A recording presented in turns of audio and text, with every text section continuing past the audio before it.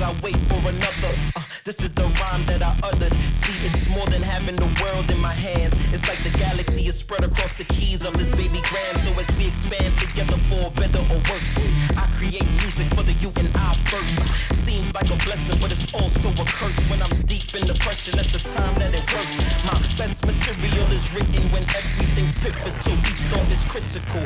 It's like the tears from my eyes rains on the pain and becomes a lubrication for the thoughts in my brain. Let it go, let it go, let it go, let it go.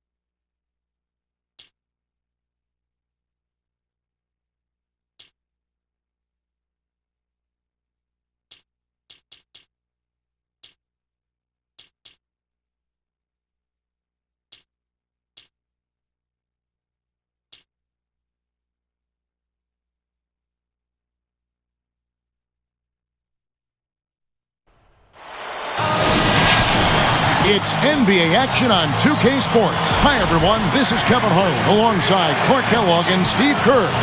And our good friend Doris Burke will join us from the sidelines. Thanks for tuning.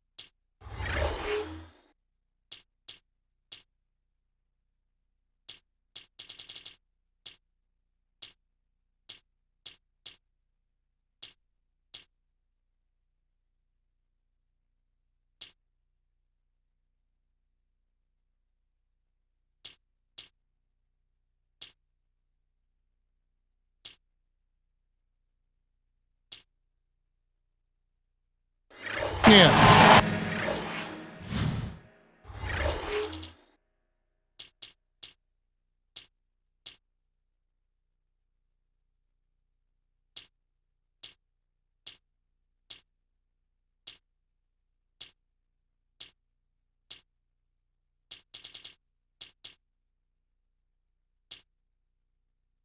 Battle in the Western Conference, the Sacramento crowd hoping to watch their Kings come out on top. And now the Lakers starting group. Fisher and Kobe man the backcourt. World Peace and Powell in the forward slots, and it's Bynum in at the center. And for the Kings, Evans and Thornton in the backcourt. DeMarcus Cousins out there with Hickson, and it's Salmons in at the 3 spot. And the fadeaway was about his only option there. Really good defensive position. Well, nothing really went right for the Sacramento Kings last year. This team really struggled, and going against a tough Western Conference night in and night out, I mean, that's tough. That's grueling. And that team won only 15 games against conference opponents. Al Thornton, after Meta World Peace's 3-pointer that didn't go. Let's send it over to Doris Burke, who caught up with head coach Keith Smart. Doris? Kevin, adding a few more pump fakes is what he is instructing his inside players to do. They are facing a good shot-blocking team, and if they can keep them guessing on when to jump, they'll be in a better position to get uncontested looks at the hoop. Not an easy thing to do with a shot blocker hanging around, Kevin.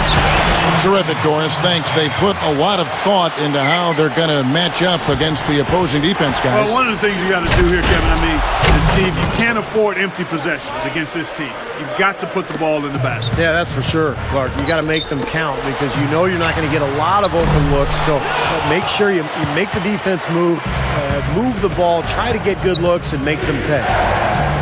Going back to what Steve just said, you know, the West is no picnic and can eat up teams that don't have too much experience, and Clark, the Kings were one of those teams. Yeah, young team looking to find its way. I mean, it's a bit of a trial by fire for the Kings as they continue to try to progress forward. Really, they can take their lumps from last year and try to learn from them and get healthy. Tyreke Evans had the foot problems that were an issue, and they just got to focus on moving forward in a positive vein.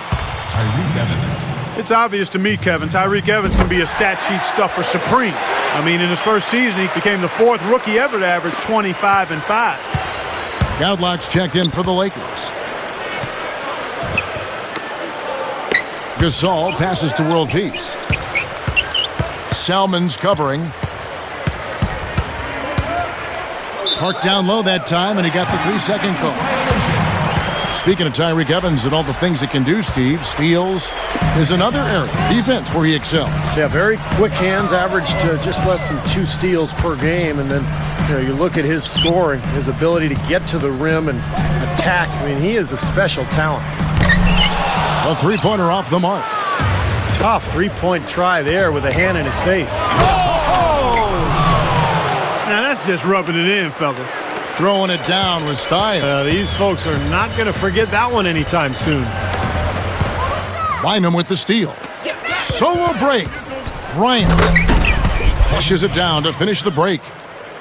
Well, that's great. You take advantage of that turnover and convert at the other end. Absolutely. I mean, points off turnovers this time generated off the steal.